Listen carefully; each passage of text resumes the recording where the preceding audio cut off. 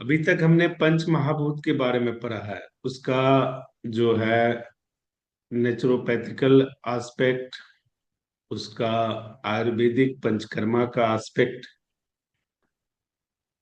जब हम नेचुरोपैथी या आयुर्वेद की पढ़ाई करते हैं ना, तो कहा जाता है कि ये पंच महाभूत वगैरह इसी में होता है ना। इसका एलोपैथी से कोई लेना देना नहीं है।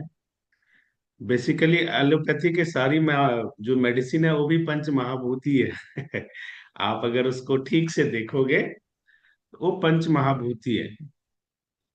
बस बुक में उसको 5 एलिमेंट लिखा जाता है और कोई खास बात नहीं है। और उसको एक्सप्लेन करने का तरीका थोड़ा सा अलग है।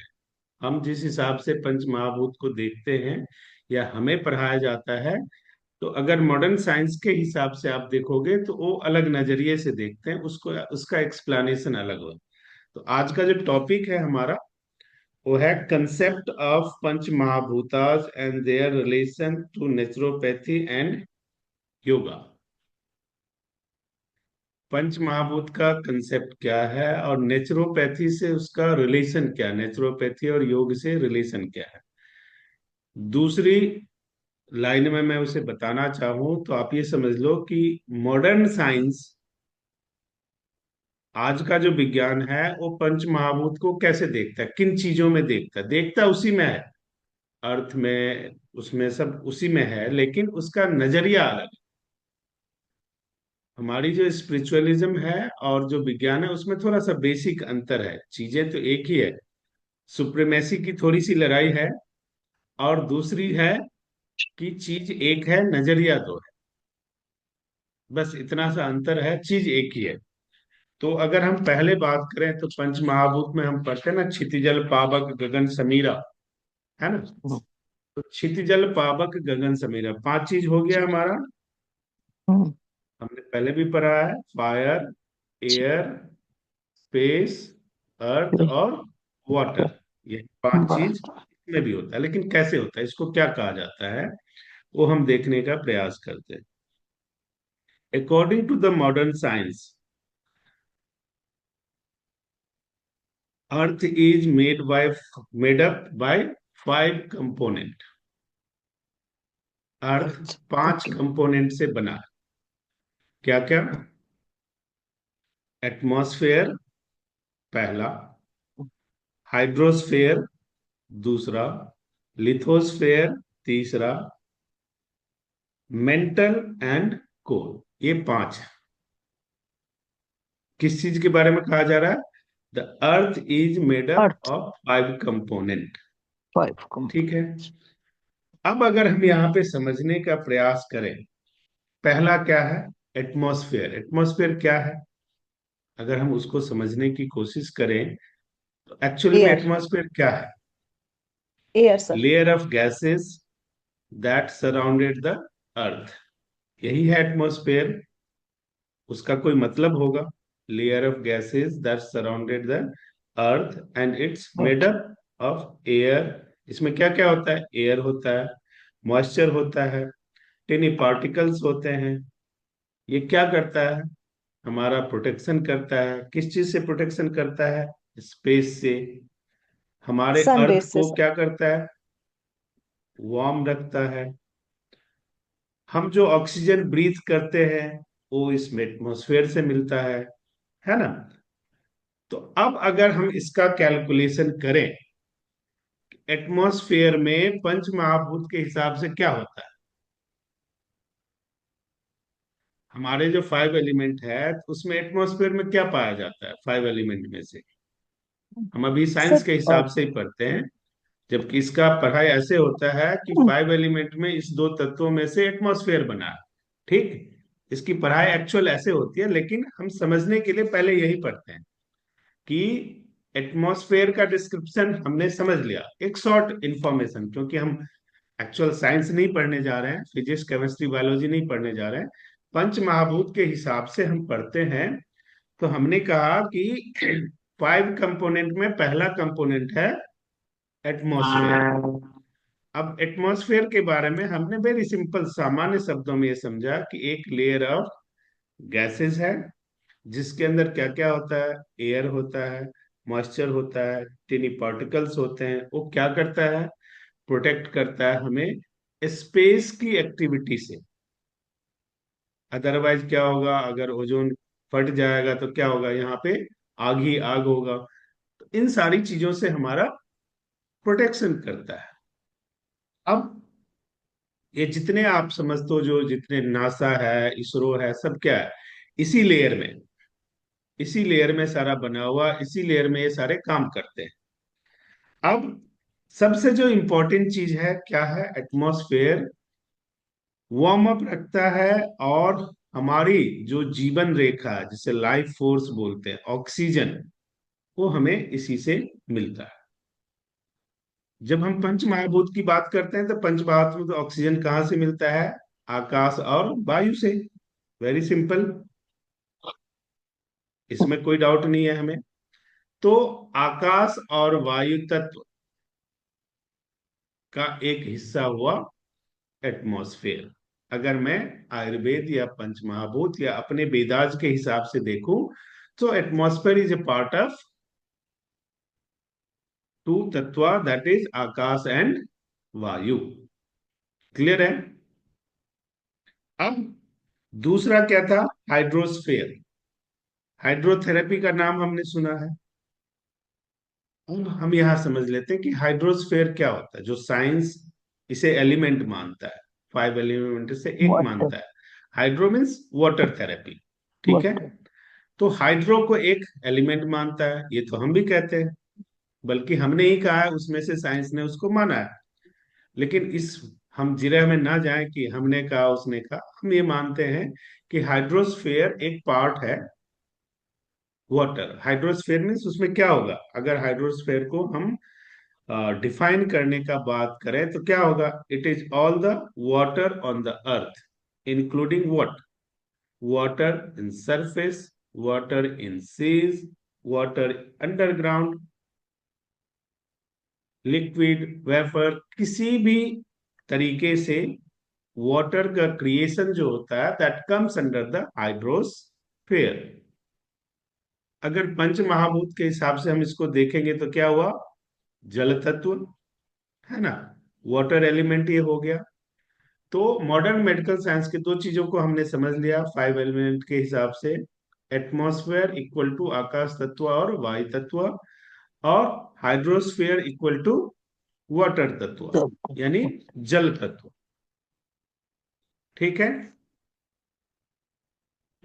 ये क्लियर हो गया हमारा, इसमें कोई ज्यादा समझाने की जरूरत नहीं है। नेक्स्ट क्या है, लिथोस्फेयर। लिथोस्फेयर का अलग अगर हम मतलब समझना चाहते हैं तो क्या होता है, litho means stone, litho means stone, sphere means earth shape. तो अर्थ शेप में जो स्टोन है, दैट इज कॉल्ड लिथोस्फेयर। अब लिथोस्फेयर होता क्या, अगर हम इसको समझने की कोशिश करें, क्या होता है, outer most layer of the earth, उसको हम लिथोस्फेयर करते हैं। हम सामान्य क्लास से छठी सातवीं आठवीं में पढ़ते हैं, ये सारी चीजें लिखी हुई है। मेडअप किस से बनता हुआ है, क्रस्ट से। मतलब ये करता क्या है, इसका काम क्या है, ये कूलेस्ट और most solid part of the earth कहलाता है। तो जब इसका सीधा संबंध किससे हो गया, अर्थ तत्व से, मॉडर्न मेडिकल साइंस का तीसरा कंपोनेंट 5 एलिमेंट्स जिस हिसाब से वो डिफाइन करते हैं, उसके हिसाब say that is called lithosphere. उन्होंने 5 एलिमेंट की जगह बोला कि earth made up by 5 component, that is called element.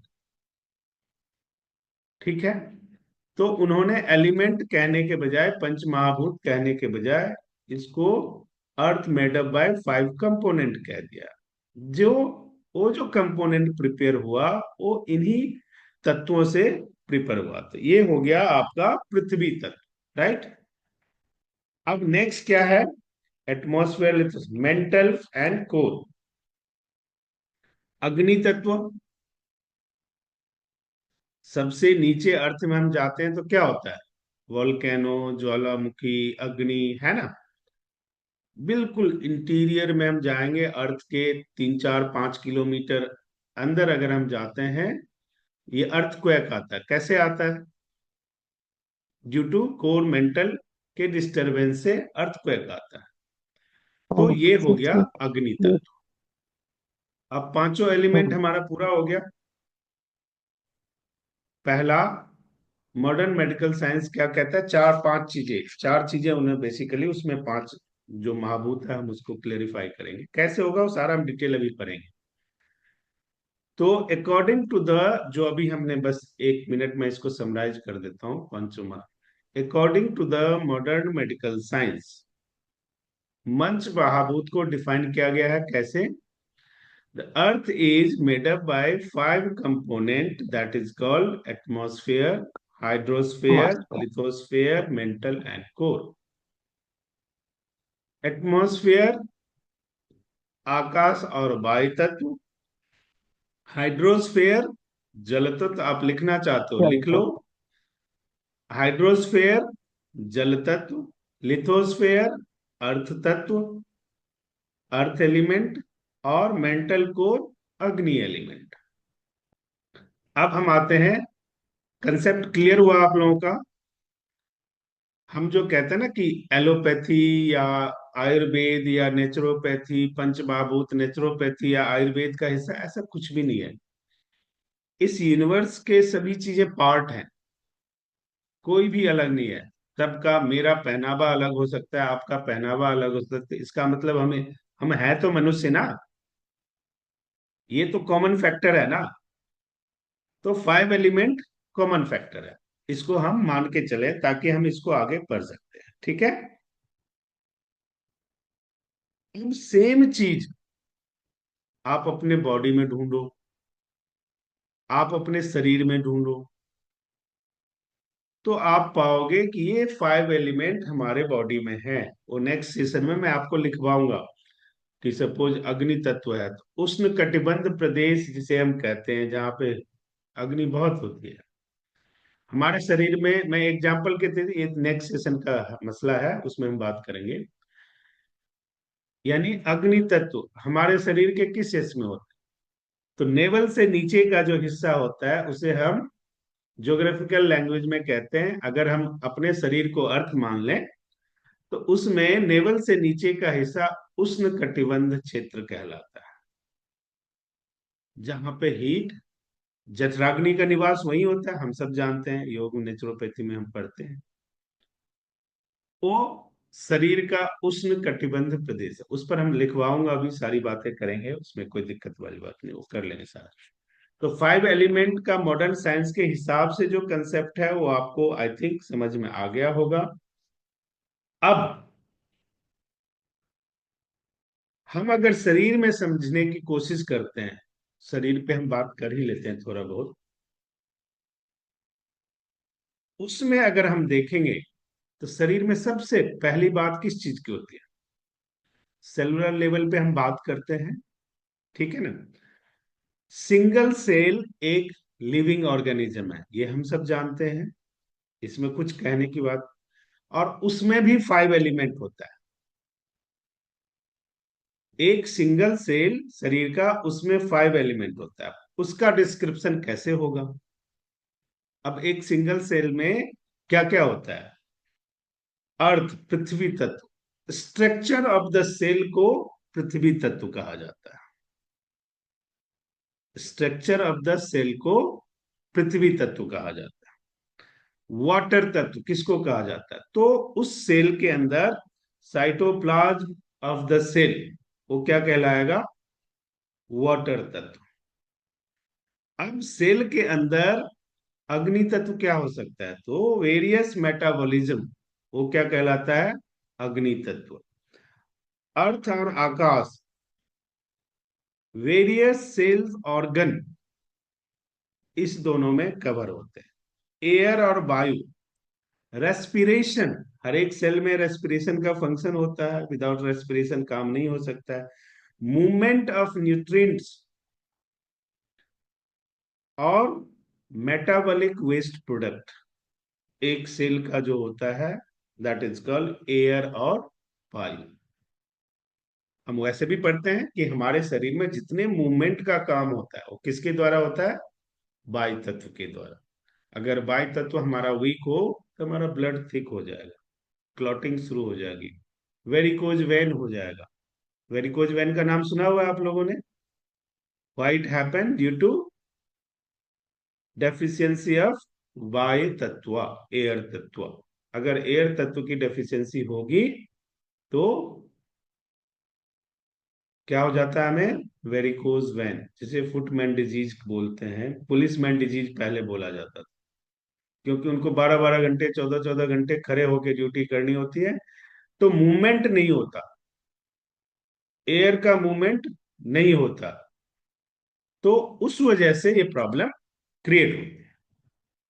और वो अगर लगातार हो, कंटिन्यूअस हो, तो वही वेरिकोज वेन में कन्वर्ट हो जाता है। जैसे मैंने बोला कि 2 साल 4 साल में क्या होगा, ब्लड थिकनेस मूवमेंट में आने लगता है। फिर क्या होता है, नर्व्स में जैसे ही वो थिकनेस क्लॉटिंग में कन्वर्ट होने लगता है, तो पूरा नर्व्स ऊपर से दिखने लगता है। ऐसे कई दफा तो ऐसे गुच्छे जैसा बन जाता है, या कई दफा ऐसे लंबी सी होगी, वो ब्लूइश दिखने लगेगा, मोटा सा दिखने लगेगा।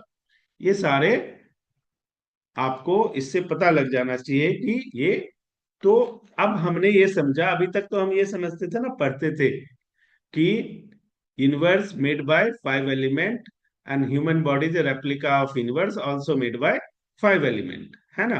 अब हम क्या कह रहे हैं कि हमारे ह्यूमन बॉडी का जो सिंगल सेल है उसमें भी 5 एलिमेंट, वो मैंने बता दिया आपको कि कैसे है। इसकी पीडीएफ भी आपको दे दी जाएगी, कोई दिक्कत वाली बात नहीं है। Now next, body composition 5 element का कैसे होता है? हमने पढ़ा कि आकाश तत्व है,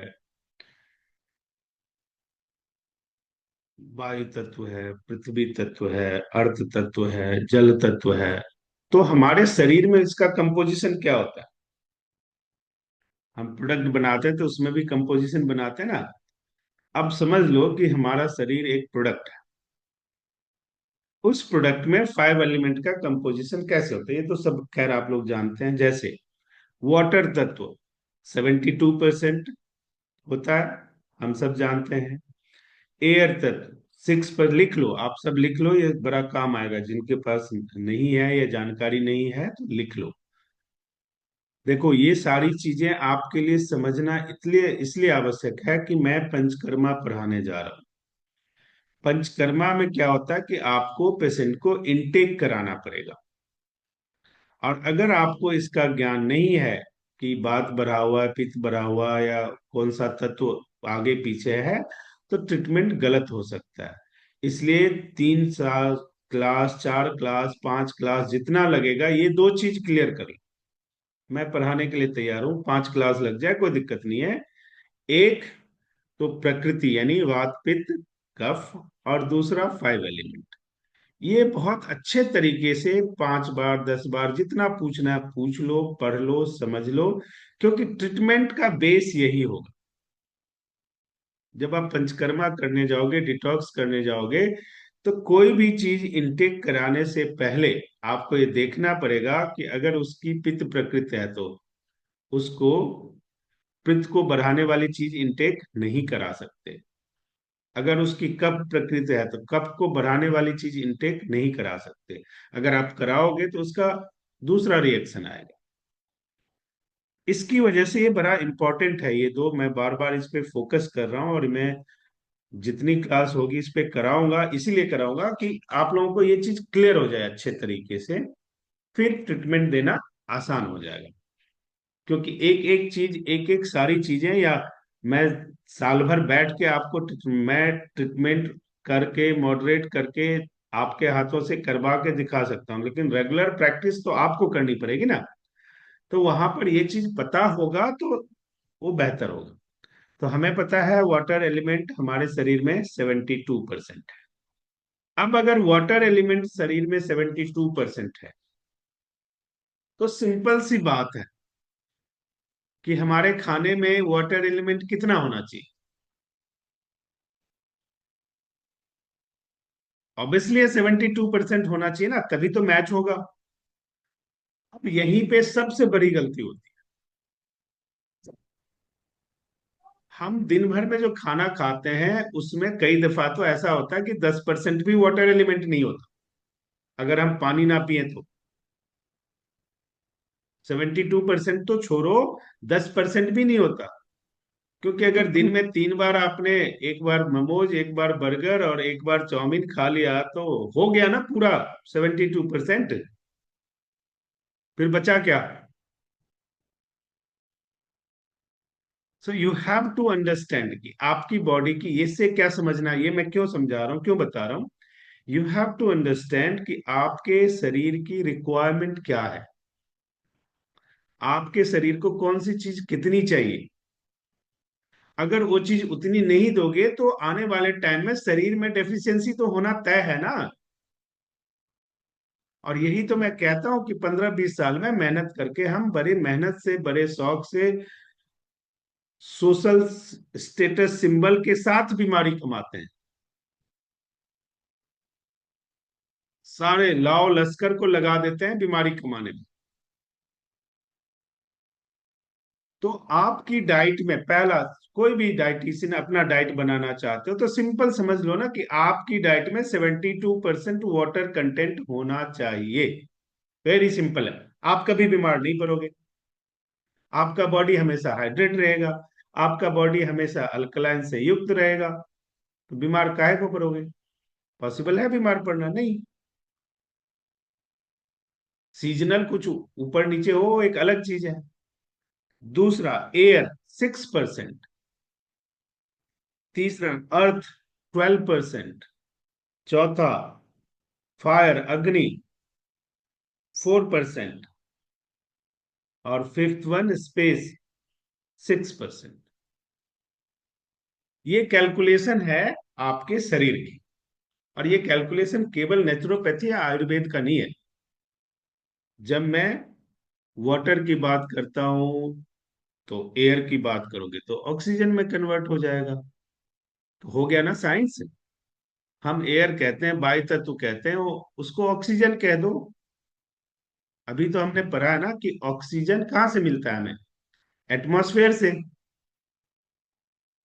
तो ऑक्सीजन की रिक्वायरमेंट कितनी परसेंट किया हुआ आप देख लो। इस तरह से अगर हम अपने शरीर को मैनेज करके रखेंगे तो हमें प्रॉब्लम ज्यादा नहीं होगी। अगर हम मैनेज नहीं करेंगे तो प्रॉब्लम होना लाजमी सी बात है। अब शरीर में ये पंच महाभूत दिखता कैसे है, उसकी फंक्शनिंग कैसे दिखती है? भाई स्पेस है, आकाश तत्व है। अब आप कहोगे कि अब आकाश हमारे शरीर में कैसे दिखेगा? हम कैसे समझे कि शरीर में आकाश है? तो शरीर में स्पेस तो चाहिए ही चाहिए ना। जब आप डॉक्टर के पास चले जाओ, हॉस्पिटल चले जाओ, आयुर्वेदाचार्य के पास चले जाओ, नेचुरोपैथी के पास चले जाओ, सब क्या कहते हैं? आपकी जितनी खाने की कैपेसिटी है उससे कम खाओ, ये सभी कहते हैं।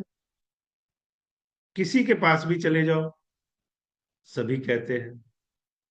बल्कि मुझे तो बहुत सारे ऐसे डॉक्टर मिलते हैं, बड़ा एक फेमस हॉस्पिटल है दिल्ली में, उनके फेमस कार्डियोलॉजिस्ट हैं, पिछले 40 साल से बहुत अच्छी प्रैक्टिस है उनकी, और दिल्ली में लगभग वेल नॉन जितने कार्डियोलॉजिस्ट हैं सब उनको जानते हैं। पता है उनका स्टेटमेंट क्या है? आई एग्रीड कि नेचुरोपैथिक वे से, नेचुरोपैथिक लाइफ स्टाइल से हम बिल्कुल ठीक होते हैं, हो सकते हैं, और अगर ठीक होना है तो उसी से हो सकते हैं। ये उनका स्टेटमेंट है।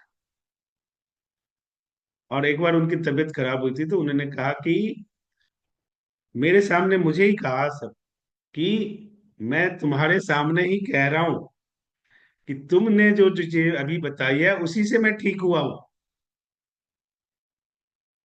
लेकिन तुम मुझे प्रूव कर दो, तभी तो मैं मानूंगा ना। अब मसला क्या आया, हम जो काम करते हैं उसके रिसर्च की, उसके मैकेनिज्म को हम प्रूफ कैसे करेंगे, उसके लिए नॉलेज होना जरूरी है। अगर ये नॉलेज आपके पास नहीं होगा तो वो मैकेनिज्म आप बना ही नहीं पाओगे। तो हम बात क्या कर रहे थे, आकाश तत्व की, स्पेस तत्व की। अब हमारे शरीर में स्पेस तत्व कैसे रिप्रेजेंट करता है? All body channels, pores, empty space, ये आकाश तत्व है हमारे शरीर में। स्किन में पोर्स हैं या नहीं है? है या नहीं है? स्वेटिंग तभी तो पॉसिबल होती है ना, अदरवाइज पॉसिबल है? वो आकाश तत्व है। Cavities within the body, आकाश तत्व है। अब कैसे? Cavities like cranial cavities, sinus, thoracic cavities, abdominal cavities, ये सारे साइंटिफिक हैं। मैडम बैठी हैं, उनको मालूम है ये सारी चीजें। These all are comes under the akash tatva. ये नॉलेज मैं इसलिए दे रहा हूं कि जब कभी आप जाओ कहीं बैठो तो आप डरो मत, आप खुल के बताओ कि एक्चुअल ये चीजें हैं। वो भी आपका रिस्पेक्ट करेंगे कि नहीं, बहुत अच्छा नॉलेज है आपका। क्योंकि ये कोई आपको गलत चीज नहीं बताई जा रही है, ये साइंस की बुक्स में है। मैं अपनी तरीके से बना के कुछ भी नहीं बता रहा हूं, बस उसको आसान बना के आपको समझा रहा हूं। तो अब ये आप देखो कि cranial cavities, sinus, thoracic cavities, abdominal cavities, pelvic cavities, many others, ये सारे शरीर में मौजूद होते हैं। These all comes under the आकाश तत्व, स्पेस एलिमेंट। पोटेंशियल मूवमेंट हो पाता है ड्यू टू स्पेस एलिमेंट। खाना क्या है, खाना डाइजेस्ट हो पाता है आसानी से, कब? कैपेसिटी से कम खाने पे खाने को डाइजेस्ट करने के लिए स्पेस मिलता है। अगर कैपेसिटी से ज्यादा खा लिया तो खाने को डाइजेस्ट होने में बहुत वक्त लगेगा। क्यों? क्योंकि उसको मूव करने के लिए स्पेस मिल ही नहीं रहा। तो जब वो मूव करने के लिए स्पेस मिलेगा तो खाना जल्दी डाइजेस्ट होगा।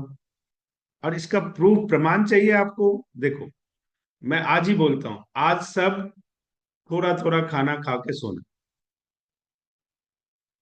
सुबह उठने में किसी को आलस फील नहीं होगी, और कोई कल हैवी खाना खा के सोना, सुबह उठने में आप आलस फील करोगे।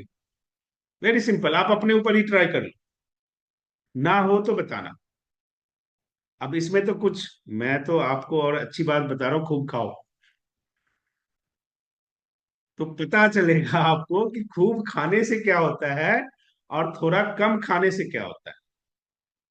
अपने आप पता लग जाएगा। You have to go through the experiment, अपने ऊपर एक्सपेरिमेंट करना बहुत जरूरी है। इस ईयर में अगर आपने अपने ऊपर एक्सपेरिमेंट नहीं किया तो आप ट्रीटमेंट नहीं दे सकते हो, बिलीव इट। और अगर आपने अपने ऊपर एक्सपेरिमेंट कर लिया, और हम कोई ऐसी एक्सपेरिमेंट की बात नहीं कर रहे हैं जो आपको नुकसान पहुंचाएगा, कुछ भी नहीं। मैं कोई केमिकल फॉर्मुलेशन खाने के लिए नहीं कह रहा हूं आपसे। मैंने केवल coconut, original form of coconut oil पीने के लिए बोला, 3 मुद्रा बताया। जिसने किया उनको फायदा हुआ। तो अर्थ एलिमेंट की जो मैं बात बता, तो उस दिन क्या, कौन सा नर्व्स ऐसा कट गया, I don't know.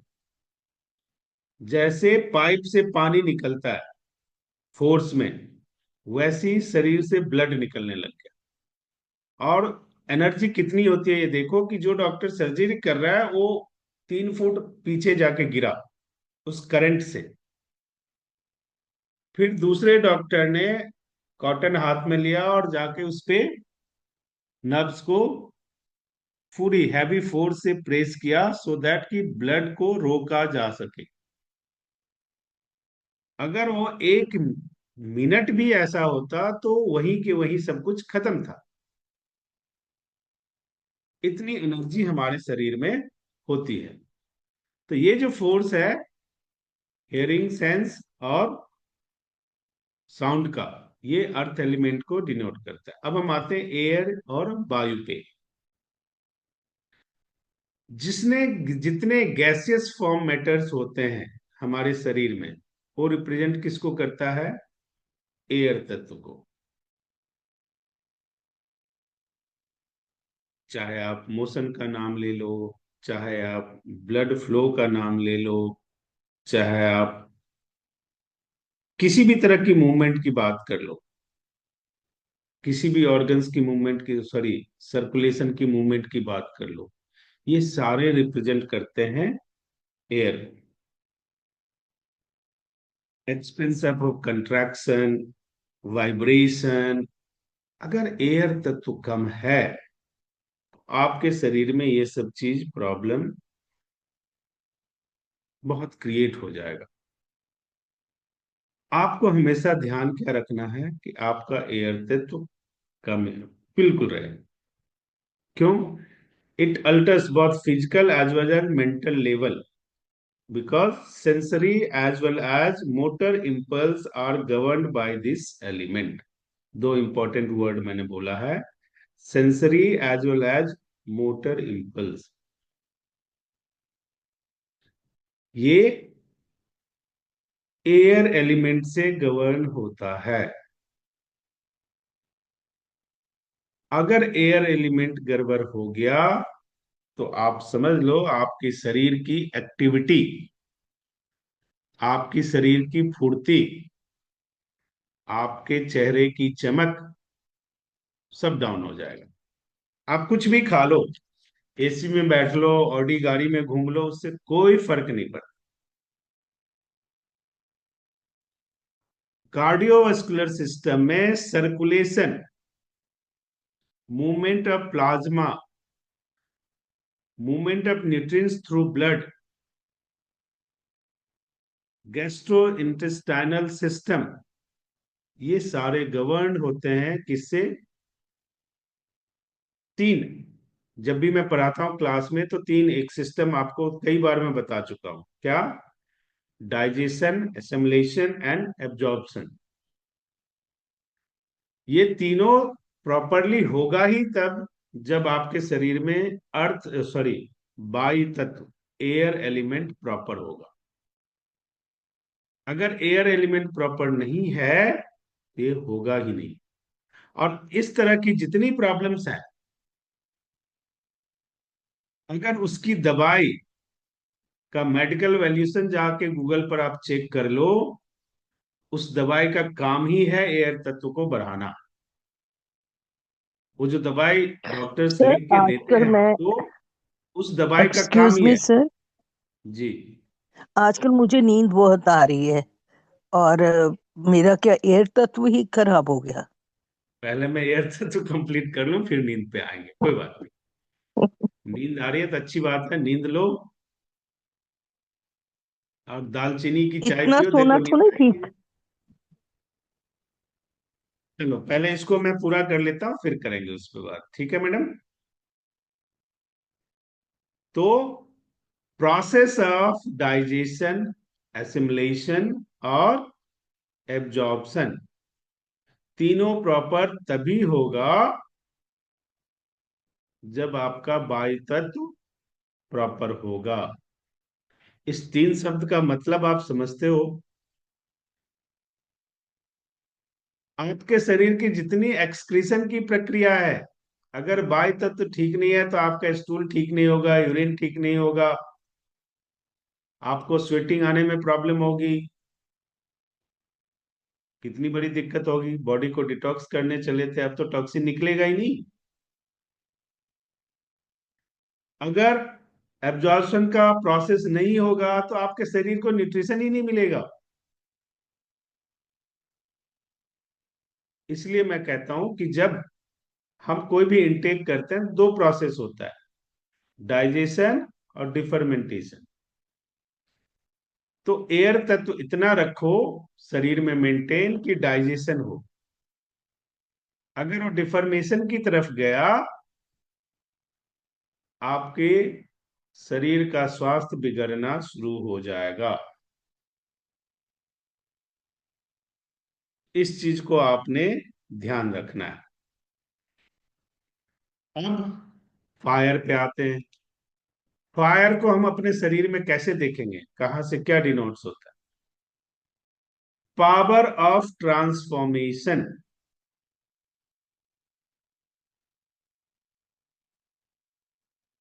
Energy, metabolic activities, आपके शरीर में जितने हैं, ट्रांसफॉर्मेशन का पावर। आपने खाना खाया, उसको डाइल्यूट करके क्या बनाया जाएगा? तरल पदार्थ। उसको और डाइल्यूट करके क्या बनाया जाएगा? Pure liquid. तभी तो शरीर को मिलेगा। यानी ठोस को डाइल तोड़ के पहले लिक्विड में कन्वर्ट किया, फिर उसको गैस में कन्वर्ट किया। ये काम करता कौन है? Fire element. जठराग्नि, योग में नेचुरोपैथी में पढ़ते हैं ना, जठराग्नि।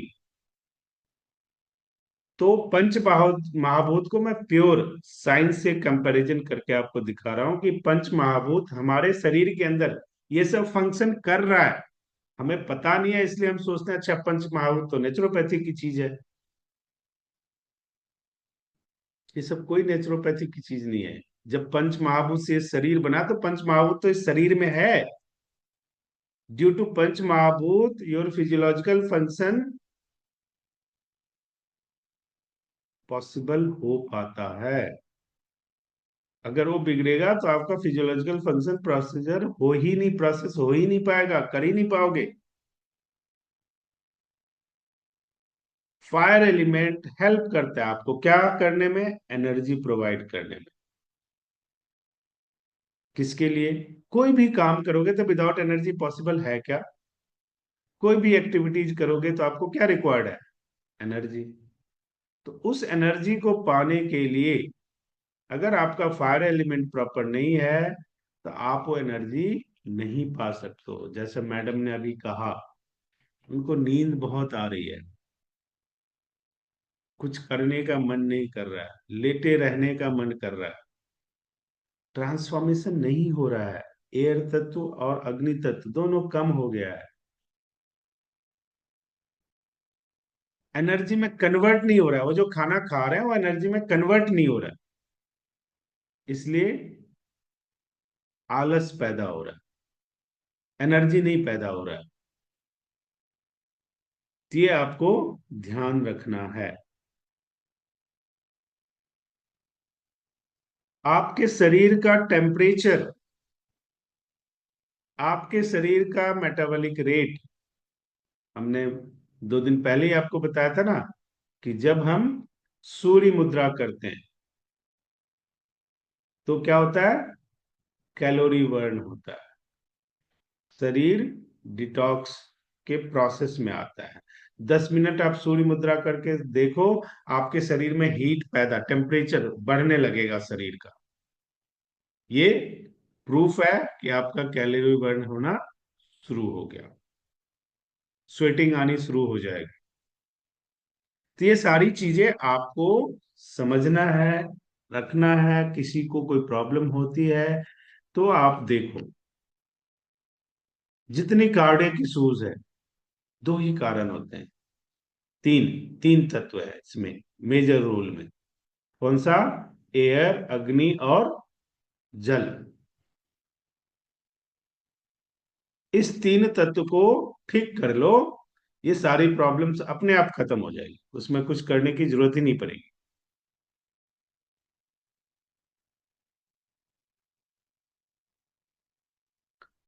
हमने सुना हुआ है कि हमारे शरीर में बहुत सारी ऐसी एनर्जी है जिसको हम क्रिएट कर नहीं सकते और डिस्ट्रॉय कर नहीं सकते, केवल ट्रांसफॉर्म कर सकते हैं। और अगर अग्नि तत्व नहीं होगा तो ट्रांसफॉर्म होगा नहीं। क्यों? क्योंकि वो केवल फॉर्म में कन्वर्ट हो सकता है, उसको डिस्ट्रॉय नहीं किया जा सकता। अब उसको फॉर्म में कन्वर्ट करने के लिए, जैसे मैंने बोला कि ठोस को किसमें, लिक्विड में, और लिक्विड को गैस में, ये ट्रांसफॉर्मेशन है, वो डिस्ट्रॉय नहीं हो रहा है। उसके लिए तो आपको फायर एलिमेंट चाहिए ही चाहिए, एनर्जी चाहिए ही चाहिए, उसके बगैर तो हो ही नहीं सकता। Fire, due to fire element, उसकी ट्रांसफॉर्मेशन प्रोसेस की वजह से आपके फूड में जो विटामिन्स हैं, मिनरल्स हैं, कार्बोहाइड्रेट हैं, फैट्स है, ये एनर्जी में कन्वर्ट हो पाते हैं। अगर फायर एलिमेंट प्रॉपर नहीं होगा तो आप खाना कितना भी खा लो, उसके जो न्यूट्रिएंट्स हैं, उसके जो मिनरल्स हैं, वो एनर्जी में कन्वर्ट होंगे ही नहीं। फिर क्या होगा, आप मोटे होते जाओगे, मोटे होते जाओगे। ऐसा लगेगा खाना खाया तो पेट इतना आगे आ गया, खाना नहीं खाया तो पेट थोड़ा कम हो गया, ये फीलिंग आने लग जाएगी। ये क्यों होता है? जिसको भी ये फीलिंग होती है, उसका क्या है, फायर, जठराग्नि कमजोर है। इसलिए खाना खाते ही ब्लाडर की तरह पेट फूलता है, और उनका खुराक बढ़ता है, कम खाने से संतुष्टि नहीं मिलती, तो खाना ज्यादा खाते हैं। तो वो जो एनर्जी, जो इस कार्बोहाइड्रेट में से, फैट्स में से, विटामिन में से आपको मिलेगी, उसी एनर्जी को तो आपका सेल यूटिलाइज करता है। बैगन, गोभी, केला और सेब को थोड़ी यूटिलाइज करता है। उसमें से जब ट्रांसफॉर्म होके एनर्जी कन्वर्ट होता है, उस एनर्जी को सेल यूटिलाइज करके आपके शरीर को मेंटेन करता है और स्ट्रेंथ देता है। तो इतना इंपॉर्टेंट है fire element.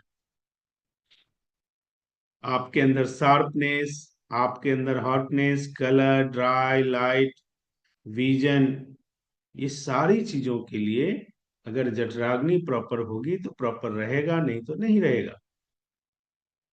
Time to time इसमें डिस्टरबेंस आती रहेगी। अब हम आते हैं जल तत्व पे।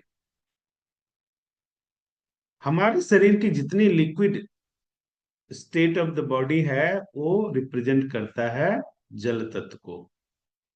जल तत्व गवर्न किस चीज को करता है, flow of constituents, all fluid form जो हमारे बॉडी में है, blood, bodily fluids, digestive juice, plasma, saliva, urine, so on, इतनी और सारी चीजें। ये सारी चीजें, एक बार फिर मैं रिपीट करता हूं, इसको ध्यान से सुन लो। आप सोचते हो ना कि जल तत्व ऐसा है, केवल मुद्रा कर लो, ये कर लो, नहीं। एक्चुअल फिजियोलॉजिकल फंक्शन में है आपके। कैसे? जल तत्व गवर्न किस किस चीज को करता है, फिर से सुन लो। Flow of constituents, all type of fluids, form of blood, bodily fluids like digestive juice, plasma, saliva, urine, और इस तरह के जितनी चीजें होती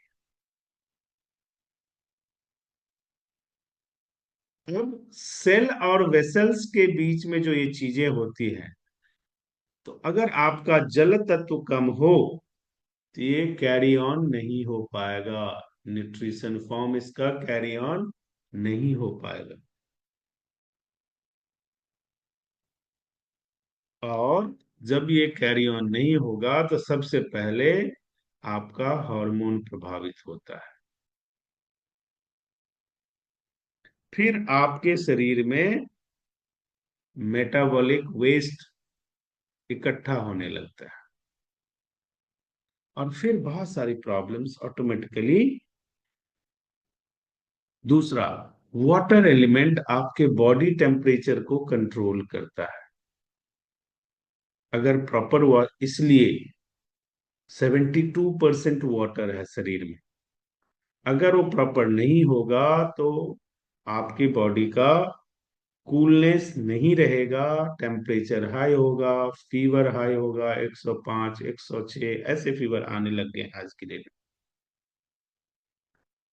तो तीन चीज इंपॉर्टेंट है, बॉडी की कूलिंग, लिक्विड ट्रांसफॉर्मेशन, और सॉफ्टनेस। ये तीन चीज आएगा किससे, जल तत्व से। तो जल तत्व रखना कितना इंपॉर्टेंट है वो आप समझ लो।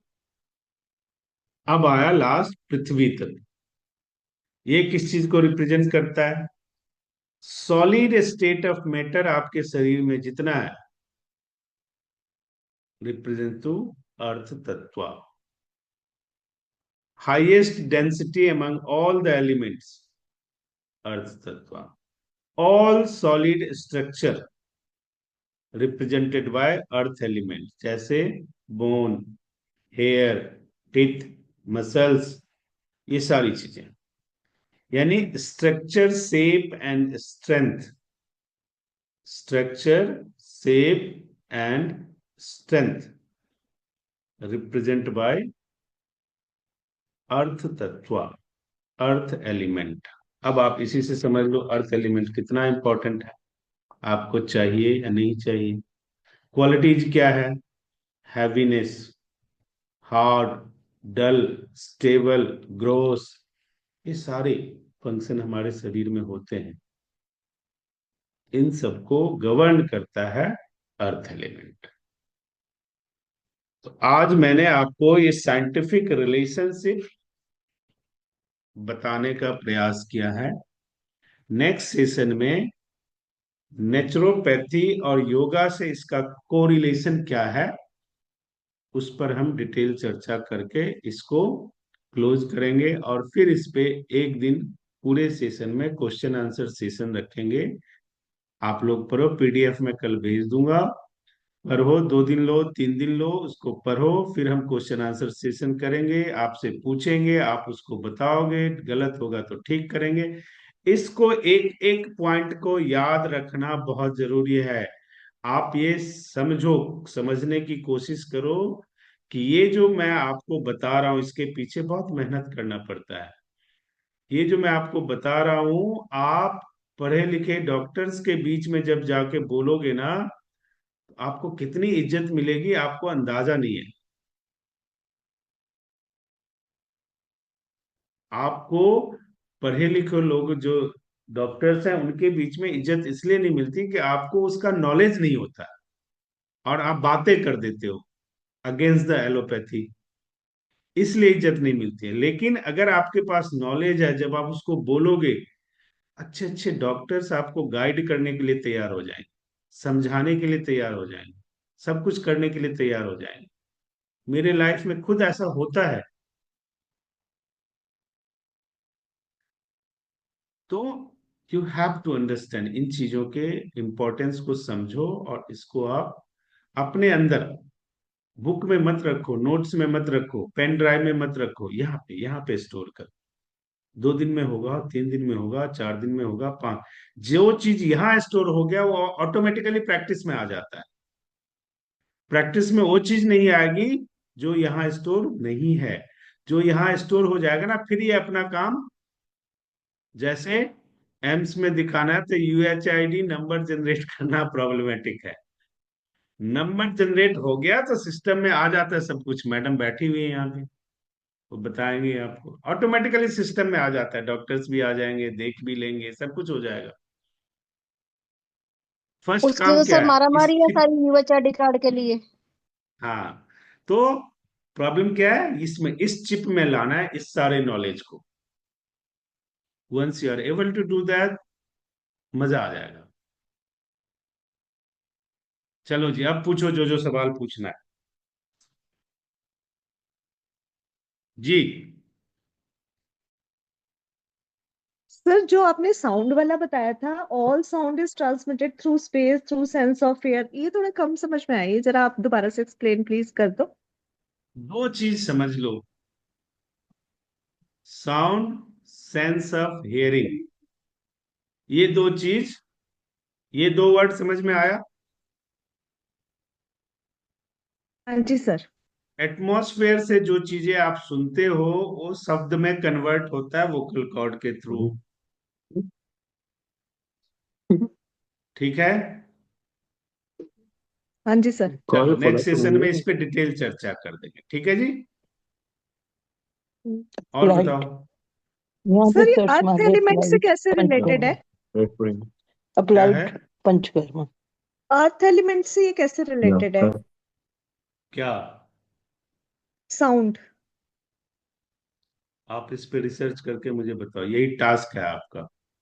मैंने तो बताया है, आप इस पे सोचो, पढ़ो, मैं पीडीएफ भेजता हूँ और सर मुझे नहीं, मैं बताओ। बताती हूँ।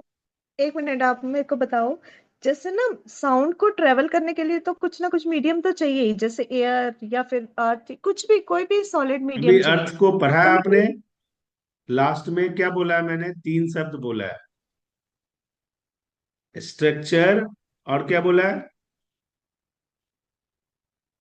सर हैवीनेस, डल,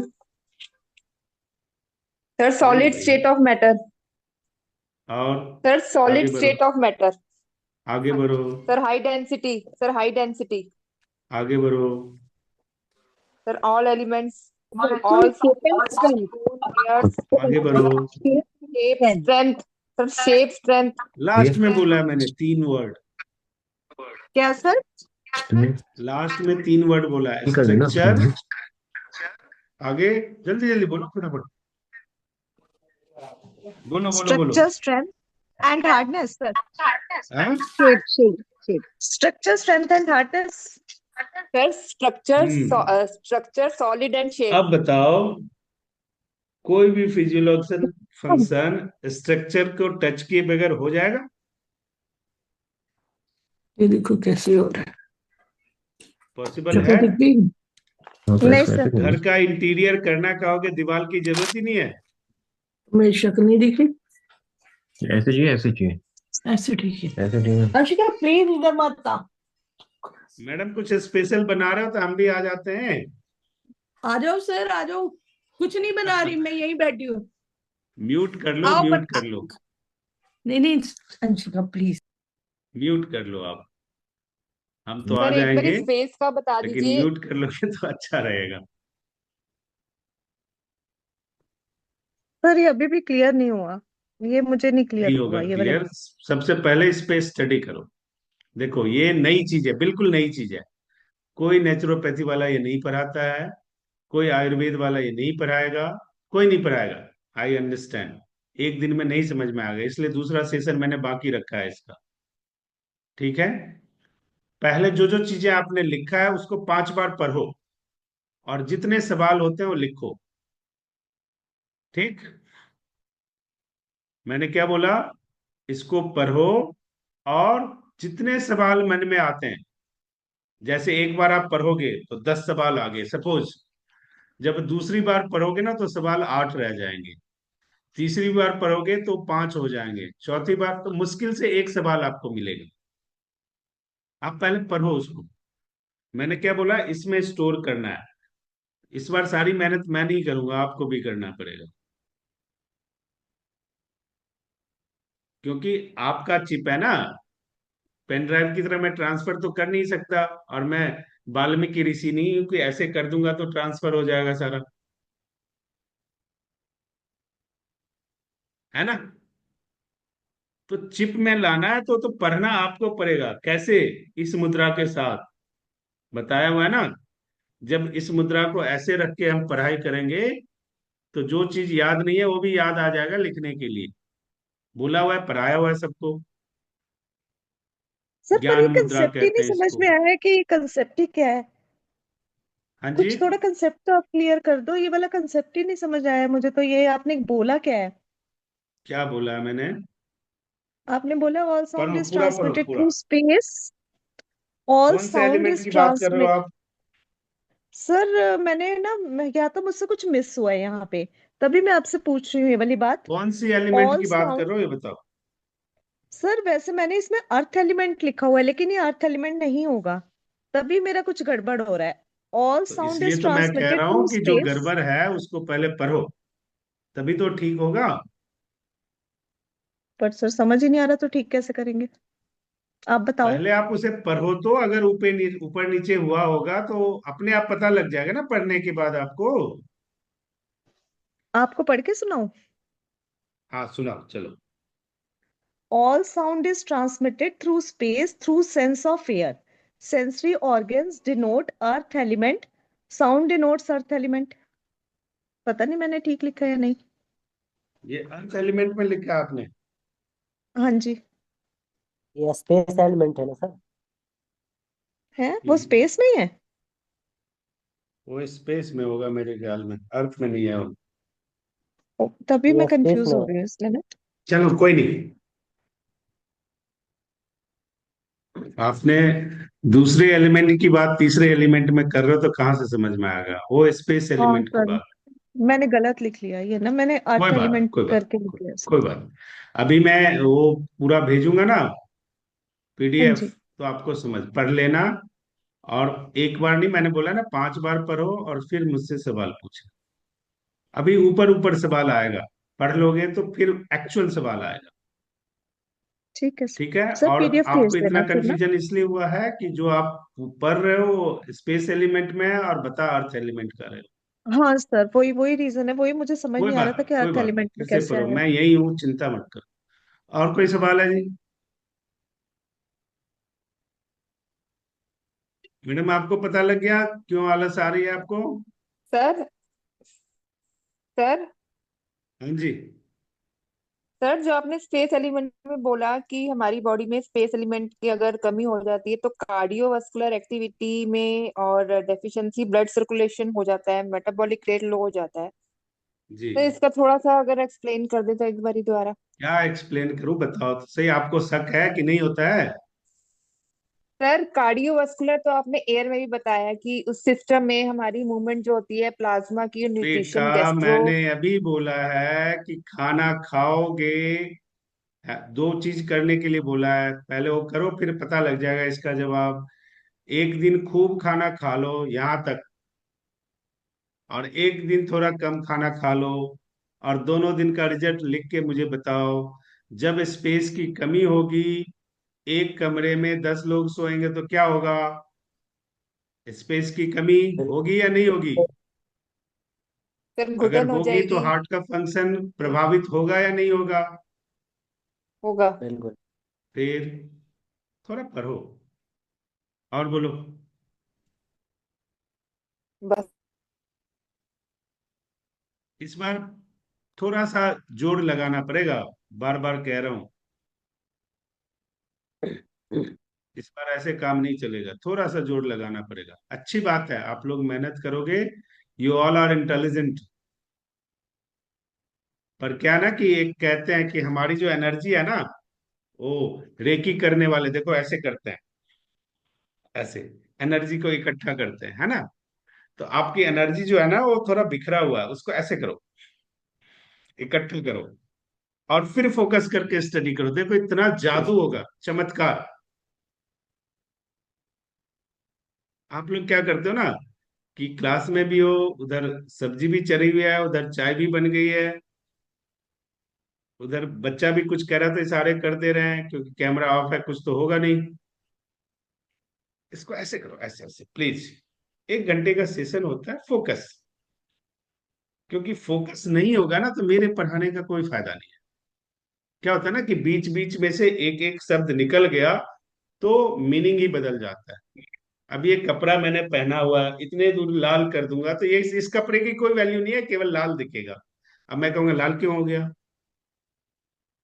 अब ये तो सवाल ही नहीं है ना कि लाल क्यों हो गया, लाल तो होना ही नहीं था। तो थोड़ा सा, मैं बार बार कह रहा हूं कि now you people are intelligent people. बस अंतर कितना है, एनर्जी को इकट्ठा रखना है जब पढ़ने बैठो।